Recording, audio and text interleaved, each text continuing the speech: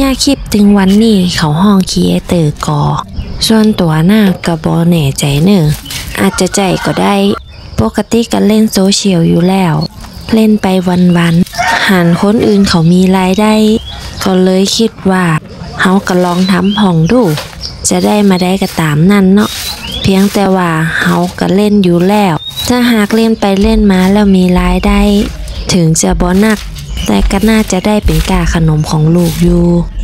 นิดๆหน่อยๆก็เอาดีกว่าเนี่ยไปเรื่อยๆโดยบ่ได้อย่างเลยก็หวังว่าสักวันหนึ่งเฮาก็จะมีรายได้ส่วนนี้เข้ามาเพิ่มเติมนอกจากการทำงานประจำศึกษาหาความรู้ลงมือทำพัฒนาตัวเองไปเรื่อยๆฝึกฝนและทำต่อเนื่องทุกอย่างถ้าเฮาตั้งใจทำมันก็ต้องมีสักวันที่มันเป็นไปดังที่เฮาต้องการต่อไปก็พัฒนาตัวเองไปเรื่อยๆทำคอนเทนต์ที่น่าสนใจและมีประโยชน์มากขึ้น